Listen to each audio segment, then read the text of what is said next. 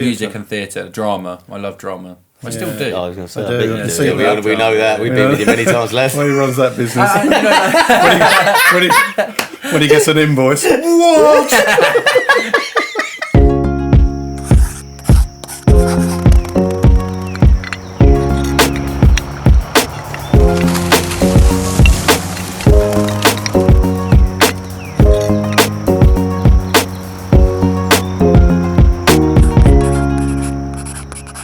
Welcome everybody to another Outside Crowd podcast, and as usual I'm here with Billy. Hello.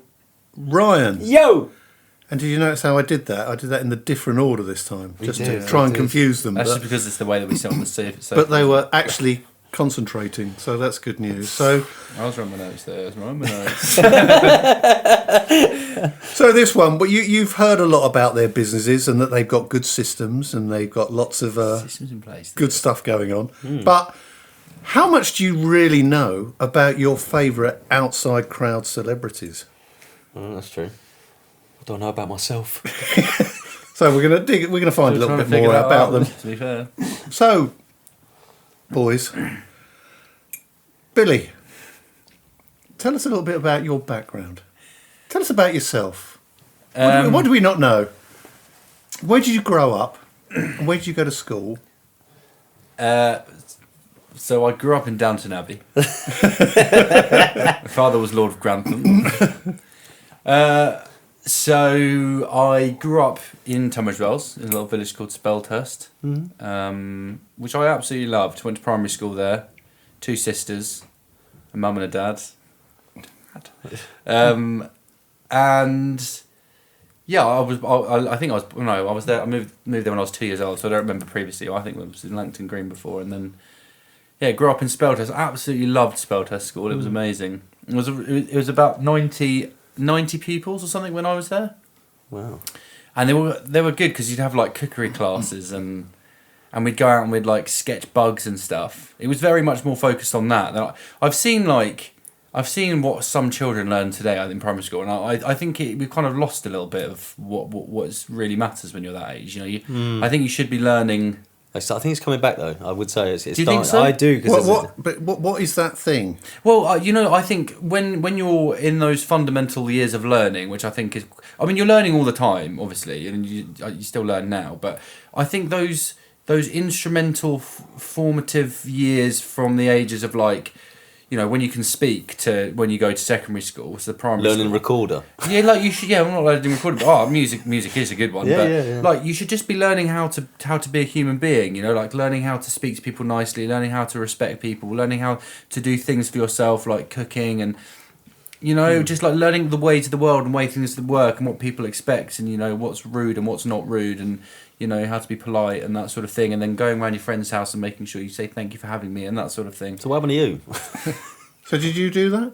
Yeah. Did you think your school did that for you? I think there was a lot of. I know that school. I don't know about now. At the time, it had really bad Ofsted reports because it famously we had very low marks in things like maths and science and stuff like that.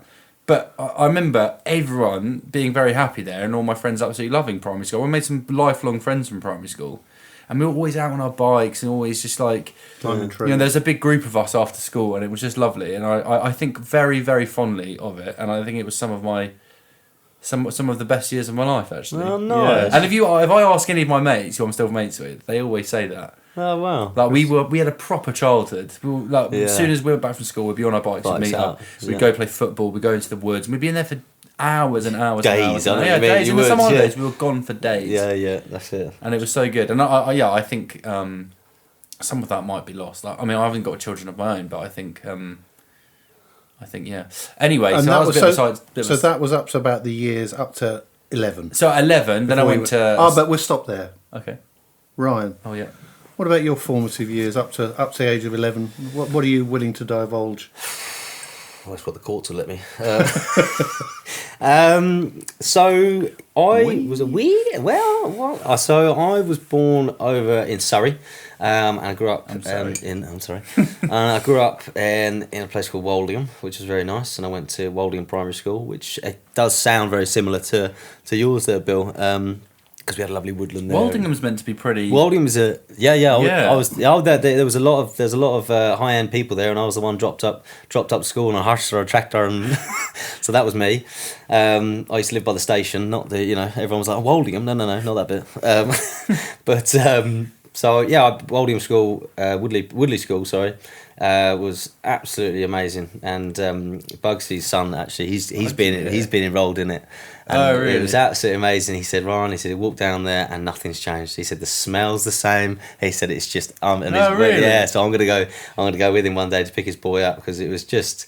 Yeah, it was a wonderful school back then. It's primary school. It's primary school, Oh, yeah. that's cool. It was, and they had a lovely woodland, and we did exactly that. There was a pond, and I remember seeing my first newt, and doing all that kind of stuff. Yeah, we did all that. Yeah, I mean, I do remember when because I grew up on a farm down the road, and we had horses, chickens, dogs, cats, rats, and the whole, not rats ourselves, mind you, but there was one day did a trip to Godston Farm, which is my mother said, is there any point in sending him to that? Going, everyone else was milking this and milking that, and and I thought, well, I was literally up 2 days ago in the middle of the night. My dad come in the door and dragged me out of bed because one of the cows are calving, and that's what we were doing. So yeah, so I was from Woldingham, grew up around there until the age of about 11. Did either of you do the 11 plus? No. What's that? You might not have had it in Surrey. No. Probably not. 11 plus is a test to see whether you can get into a grammar school, basically. They may have done it to everyone else. I didn't even take it. Right, okay. Yeah, well, there was no point because I wanted to go to St Greg's. So at the moment then, we've got two well-rounded young little people out in the woods playing with bugs and getting dirty and climbing trees. So what happened then when you went to secondary school? Where did you go, Bill? So I went like your son and William. I went to St Gregory's Catholic Comprehensive School there. Are you Catholic? Yeah, well, my family is, yeah. Are you? I'm not a religious man. I'm a spiritual dude. Were you baptised and all that old Yeah, I was malarkey? baptised, did my communions. Confirmed? I did the first communion, but I didn't do the second communion. Do you have confirmation in Catholic school? Yeah. Yeah, you Confirmation. certified? Certified Catholic. Yeah, I've got Kosh assessments there. I'm not confirmed. I did the first communion, so I learned how to take the bread and all that sort of stuff. But, Right. So I went to St Dunstan's Church. My dad used to take us there with Father Leo, God rest his soul. He was a lovely chap. And then I applied for St Greg's because you had to go to church. You had to get a reference from the Priest. vicar. Priest. No, priest. Because the vicar's Church of England, isn't it? Any hoodles. And then we did that. Then I got in. As such, it's not hard. But, Did you stop going to church after that? Yeah. Once you got in? Oh yeah, fuck yeah. I mean, you go to church in school. Oh really? Yeah, they have like mass and stuff there that you No have to go thanks. to. No thanks. We had the chaplain and everything. And then so I went there. And then after that, I went to... No, so what, when you were at school, what were your interests in school? Mainly subjects? Music and theatre. Yeah. That's what I loved the most, was music. Music and theatre? Music and theatre. Drama. I love drama. I still do. I was going to say, I do. I bet See, you do. we We know that. We've been with you many times, Les. Well, he runs that business. When he gets an invoice. What the fuck? So did you have a good secondary school? Mixed feelings about secondary school. So I don't think secondary school was for me, really. Yeah, What was good? What It was was. bad? It was like, well, it was very. Let's talk about that. It was very. It gets a bit serious, doesn't it? I mean, I had good fun. Don't get me wrong, but I mucked about a lot in secondary school. I misbehaved. I was always in report. Yeah, it's because you let My mum was being lad called all astray. the time. I was always being kicked out of class, and it was just fucking boring. I found, apart from drama and music, I found the whole thing fucking dull. To be honest, it was so boring. I just acted out all the time because What, spoilt it for everyone else? I just wanted to be kicked out. To be honest, I didn't want to be there. There was lots of things I enjoyed about it, but maths and English is not my thing, and I couldn't concentrate on it. I could do it now. If you taught me now, I could probably learn. Like, I'm much better at learning things now. But back then, I didn't have the patience for it. Yeah, what do you mean? I did not have the patience for it. And so I struggled quite a bit. I didn't do badly, and I actually retook some exams, and I came out with all C's and B's, so it wasn't the end of the world. And I got 1D in geography, and the rest of the year were all C's and B's, so it wasn't that bad. So what did you just go up to GCSE level? I went to GCSE and then I went to college. Yeah. Right. Okay. Well, we're stopped there. Then we got a rebellious and unruly child who's just finished his GCSEs. What about you, Ryan? I was the exact same, but didn't do my GCSEs. You didn't do so no. So basically, my father moved from Woldingham. My parents they split up, and my father went back to Ireland, and I went with him. So, and there in Ireland, the school years there was a year behind. So I had to go back to primary school. So I did 3 months in secondary school here in the UK, and then I went to Ireland and went back to primary school for the last however many months there was left in the year, which was really interesting, going to secondary and then going back to primary school with all these kids who grew up in Cartnacuddy now, and and these kids haven't been half a mile from a Koshia, and I'm just like, what the hell? This is they were still playing marbles, it was just very strange. But yeah, I've made some good friends there, and I think I needed it, to be honest with you. I think because I grew up in a hay barn, as my dad used to always tell everyone, around here, and I didn't know. I remember going to secondary school, and I remember, being 11 or whatever, and we were in music, and someone said about rap, and I said, "What's rap?" I didn't have a clue. I just didn't have a clue, and everyone had been socialised with other kids and stuff, and whereas I was, swinging out the hay barn and, doing this, that, and the other, it was a total different world for me. So I guess it was, looking back now, going back and then starting again in secondary school was a lot better, even though it's quite hard in Ireland. To go to school in Ireland with an English accent doesn't really help. But, even going to a new school doesn't help, does it? But why didn't you just speak in an Irish accent? Well, sure, I didn't know it at the time. I got it behind to me. I mean, I learned the Irish accent. It was survival. Yeah. So it was different.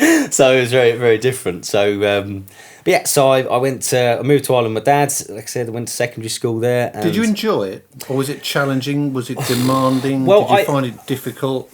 Well, were you a rebel? I was on report for the 3 years I was there, every single day. Why did you only do 3 years? No, sorry. Because I quit, didn't I? I left. So before my. Oh, so you never actually did your GCSEs? No. I'm more successful than you are. Would you believe it? No, I basically, when I went to Ireland, I went to the Tech, which is a technical school.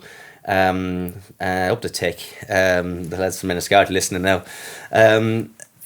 Basically, they did metalwork and woodwork, and here you did some sort of GT, ET, whatever they call it, and you stuck little sticks together and thought you were carpenters. Where in Ireland, they know every Irish lad's going to go end up on site, so they taught them how to actually do it properly. We used to work on woodworking lathes. We used to build. We'd have exams, and throughout the years of school, the first couple of years, I think I did one music class, and she didn't take a liking to me whatsoever. So I got kicked out of that.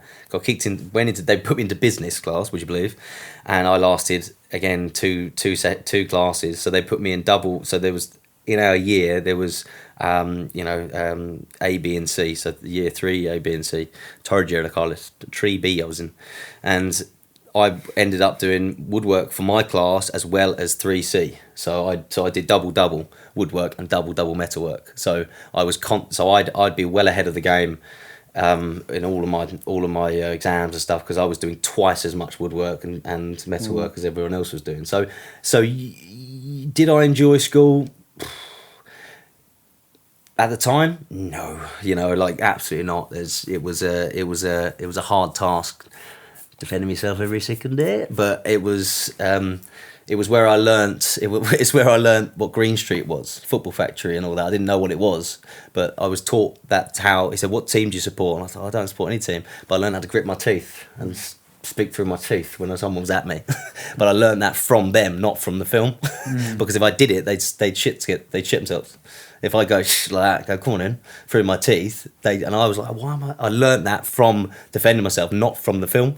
So it was a little bit of a different world. But so I mean, in school, yeah, I mean, I enjoyed the metalwork, the woodwork, and all of that kind of stuff. But Other than that, no, it wasn't the greatest time of my life. Do you think, I suppose, throwing over to Bill and then to you, Ryan, do you think that school identified your needs and served you well, or did you think it was just part of the sausage factory? And do you think that schools are better now at identifying kids' needs and producing better children? I can't comment on that.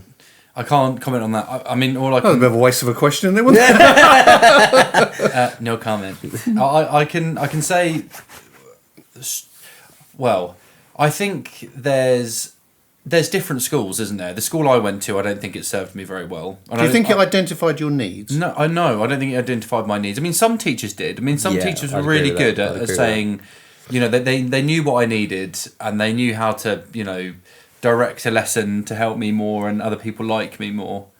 I think realistically, like my sister, my middle sister, she went to private school, and what I can gather from that, I probably, because my parents did ask me if I wanted to go to private school, but I said no. And I think realistically, I think I probably should have done that, because they're like for example, her classes were, they had pupils from about 15. They were like, the class size was anywhere between 15 and 18 people. I was in classes of 35 to 40 people. You know, like, it's a massive class. And then you get lost in the attention. Then me being an attention seeker, I want all the attention, and then you don't get enough of it. Me. Exactly. And then if you're in a class of like sort of, you know, 15 pupils, and you can have a lot more attention, and there's also more people in there to help you, and they're like, hey, look, if you don't understand it, let me show you. I think realistically, and also they've got better facilities for, you know, for drama and music, and you can focus a bit more on the things that you like. I mean, I might be wrong, but it does sound like I probably should have taken that opportunity, and I didn't. How about you, Ryan? Do you think they identified what you were like and helped you, or was it just like get through it and then find out what you're going to do at the next stage? I think there's more. There was a, you know, like you said, some teachers. I mean, I was put straight into counselling immediately. You know, so I had a counsellor throughout my time, and that really helped. It wasn't easy, you know, doing all the moving that I was doing back and forth and stuff like that. So it really did help. And I think that there were definitely some teachers that were very helpful, and then there was others that were just completely against me whatsoever. They'd lie about what I'd done, and you know, it was very interesting. I was getting in trouble constantly. I remember walking through the hallway, and I was walking one way, and another student come out of the other end of the hall, slammed the doors, and this teacher come out of his room, saw me, looked me up and down, then heard the noise, looked at it, saw the head, and clicked his fingers and said, he's just slammed them doors. And I said, how could I have slammed those doors? I'm standing here. And he said, don't talk back to me at detention. And I remember going, I can't win. I'm on my own. And it was so it was quite difficult. It was quite difficult. But I mean, I think I'd like to, I don't, like Bill said, I can't answer that because I'm not in school now. I'd like to think, you know, it'd be a lot better.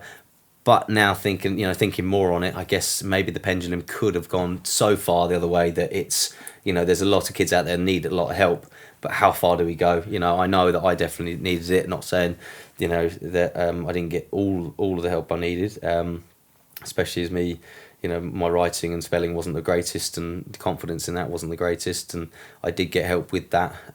But, you know, I think the schools are always stretched. I think they were, you know, they're always stretched, and I guess I worry now that in schools that the pendulum may have gone a little bit too far to all of the needs of everybody, because it's, you know, it might be.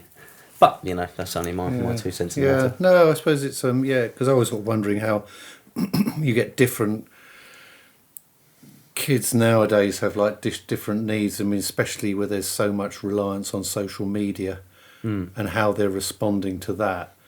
Because I suppose you never had social media. I didn't have a phone. Lad. You're oldies compared to I did have a phone. I had a phone from. But you didn't have a smartphone. Didn't do anything. Oh, no, I didn't know. Do you remember infrared? Do you remember like how to? Yeah, we used to change music. You had to hold phones. Stay still. But I remember we had Snake and stuff. Oh, like, you never had the internet. Like, yeah, but would you have thought you would have been? Would you have preferred to have social media when you were younger? Then no. Are you glad you didn't? I'm really glad I didn't, because I can see. I'm upset I had it now. My age I was. Do you know what I mean? The age I was getting into it. I'm upset that, you know, yeah, it's the whole scrolling thing is fucked. I don't have Facebook on my phone. Instagram I have on my phone through work, but I don't use it. I don't go on it. I don't. But I will admit it's been a year and a half probably. So a year and a half ago. Oh no, tell a lie. It was last Christmas. So it would have been a year ago. I came off and on, but I remember last Christmas I was at home after Sylvan. You had a good fucking sing song. You know, after that there was a couple of days where I was like, there's days gone out of my life where I'm just catching up with this scrolling shite, and I was like, I'm done. I'm so done with this. I'm so done. I go through waves of it. I don't have Facebook or Instagram anymore. I've got a company one, but they're completely gone off my phone. Yeah. The thing I like to do occasionally is watch a YouTube video. Yeah, fair. I do like them. Yeah. But then also they have the YouTube short things on there, and then you get caught into a little bit of it. I mean, my phone only gives me 15 minutes a day of it. So wow, that's so good. I either watch a video or aside great. from that. Yeah. But I think, I think social media and having the scrolling and the way people are influenced is really bad. I don't see it as a force for good at all. No. There's lots of good things that can come out of it, like YouTube. Yeah. Like there's lots of informative videos that are educational, and never has been a time where you can see what everyone's doing at any one time, and also look at videos of a real professional person. And also, if you're trying to build a company like we are, social media is used all the time for advertising, and also you can see the other people market. And also, you can get your name out there, and there's lots of good things about it. But I think if you're a child, exactly, that's the point. It's your brain is like a sponge, isn't it? And we were talking about this. We were talking about this today, me and JB. We were saying about the difference between the millennials and Gen Z. They're very different. They're very different in the way that they socialise, the way they go out, they drink less. Lots of things. Like that, and the way they form relationships, and you can see that it's had a rapid change, and I don't think a lot has changed apart from social media and technology. The things that we do fundamentally when you're a teenager is go out and get pissed, go to parties, you know what I mean? Those sort of things. Yeah. The things that have changed is in between, like the social all the time messaging each other, looking at Instagram, all that sort of stuff, seeing Andrew Tate, the way that women are treating, men are treating women, what women expect, all that sort of stuff. And I think a lot of that has changed from influencers and social media, and I don't see it as a good thing. I mean, I think a lot of people our age can probably see through it a bit more. Yeah. You're a bit like, oh, there's a load of shit. But someone who's young and malleable, they probably can't. They probably think that's what a man should be like. Is Andrew Tate? Disgusting. Yeah, and it's true. If you imagine sitting out on the internet, this guy's got 3 Bugattis, he's got 14 Bugattis, and he's got fucking women hanging off his shoulder. No. Then why the fuck wouldn't you want to be like that? Not a chance. And how do you get there? You earn fucking billions of pounds a year, and then you treat women like shit. I mean, that's the way you get there. No, it's just and that is poor. That is absolutely poor. I couldn't think of anything worse. And I'm not, I remember holding a door open the other day. I held a door open the other day, and it was interesting. I think it was within the same day, or maybe the next day. I held the door open for somebody, and a woman came through, opened the door. And that was it. Said thanks. Was it next day? Did it, and I got looked up and down like I was an absolute arsehole. And I think it was because, well, do you not think I could do it myself? It's like, I'm not saying you couldn't. I'm just saying if my mother was there, she'd hit me on the back of the fucking head and go, "What are you doing? You open that door." You would just do it for a bloke as well. But I do it for everybody. Yeah. But that's what I do. I do. Or was it a younger guy? No, it wasn't. No, similar age. Similar age. So much you? No, of each other. Sorry, similar age of each other. So probably, how old were they? Maybe. Late 30s. Oh, that's weird. It was really interesting. Maybe one person might have just been in a bad mood. But no, when you look, when you just get the tut and you're just like, sorry, I was, So do you think then that kids have got it harder these days than when you were They've never had it so easy and simultaneously never had it so hard. I agree so much. I agree so much with that.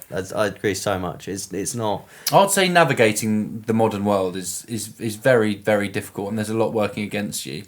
I'm not saying if you grew up in the 1500s, you're trying to battle the Black Plague and cholera or whatever, but that's very different. Or you're trying to be a chimney sweep, or whatever you was. The 1500s is a bit early for all that, but we're getting the mistletoe. Different challenges, but I think I would say.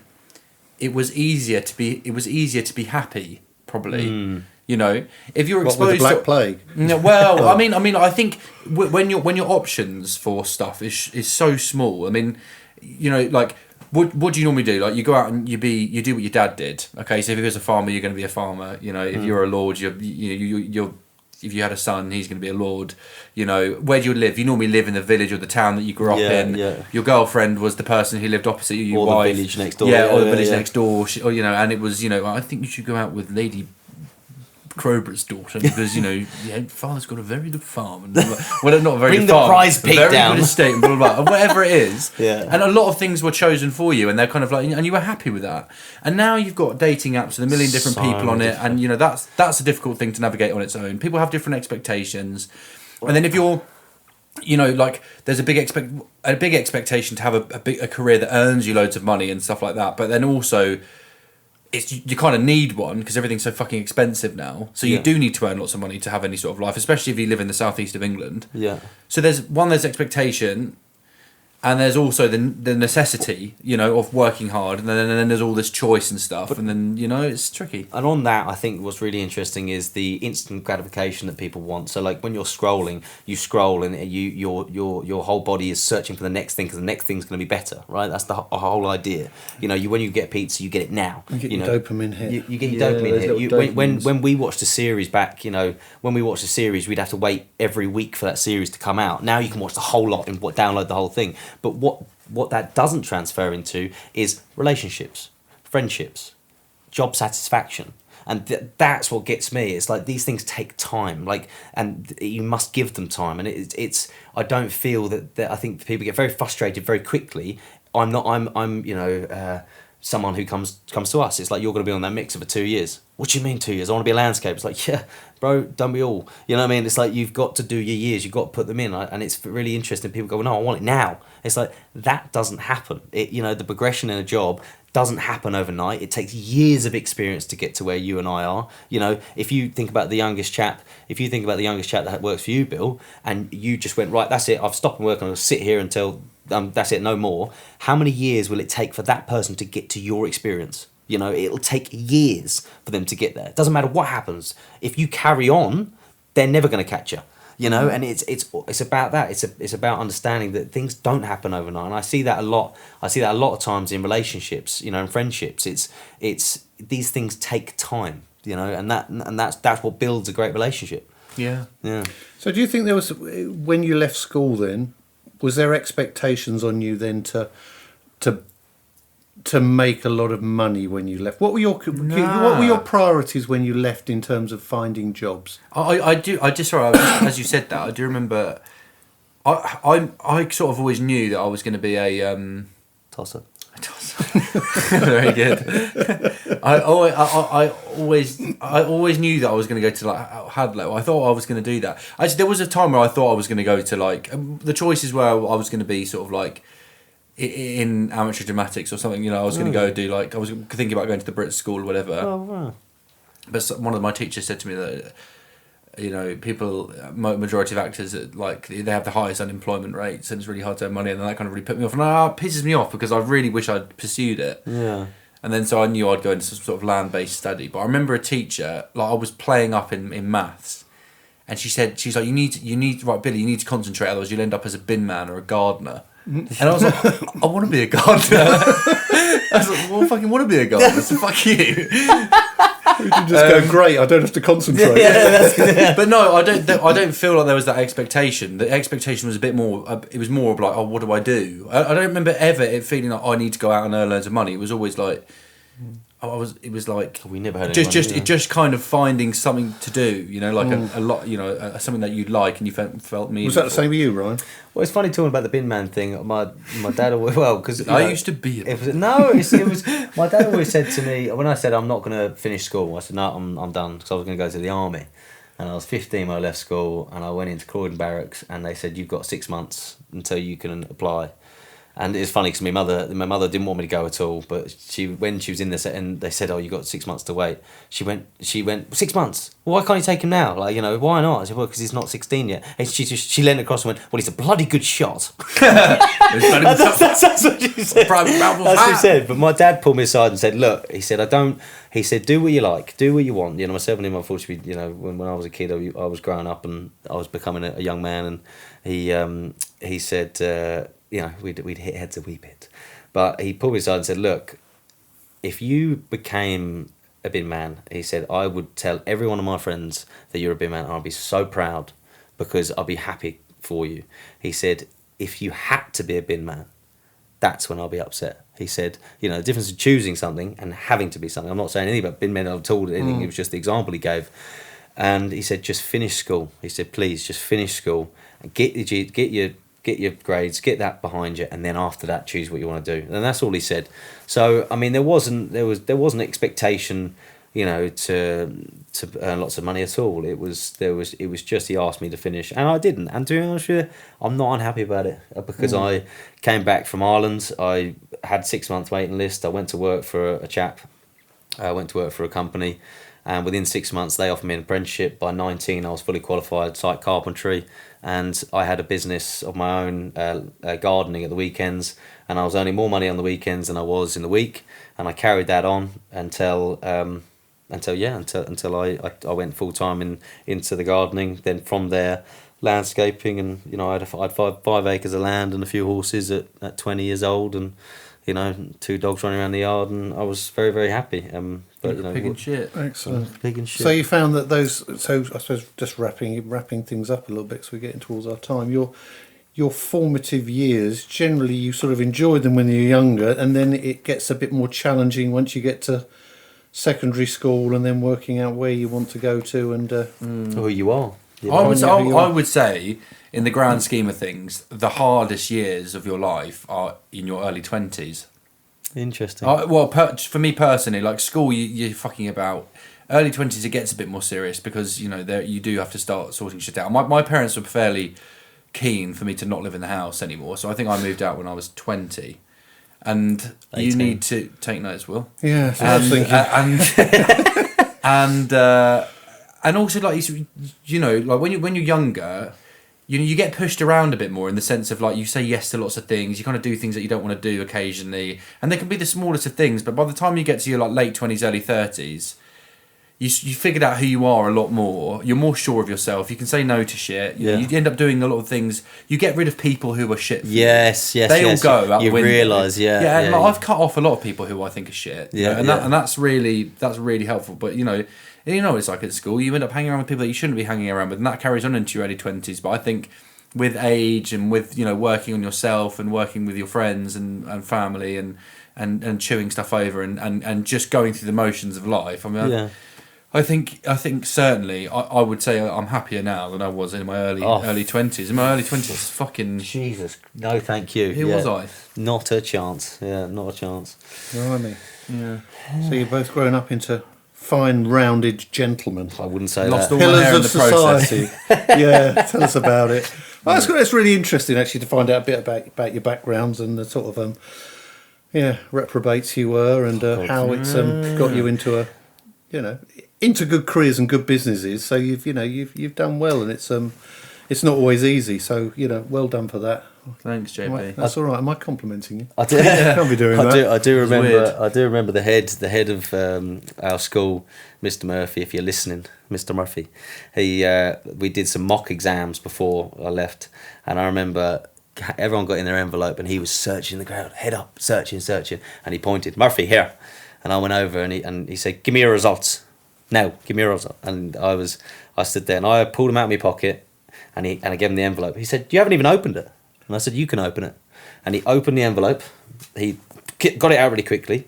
He realised I didn't fail any subjects. He scrunched it up and chucked it into my chest and fuck off. No. Because he was going to get me out of school straight away. No, and I told him to go do one. So fuck off. Look at me now. There we go. But if Mr. Murphy, you need a nice landscaping job. I'm sure he can come and build a few barriers with you. So, right then, guys. Well, good little chat as always. So, Billy. Cheers.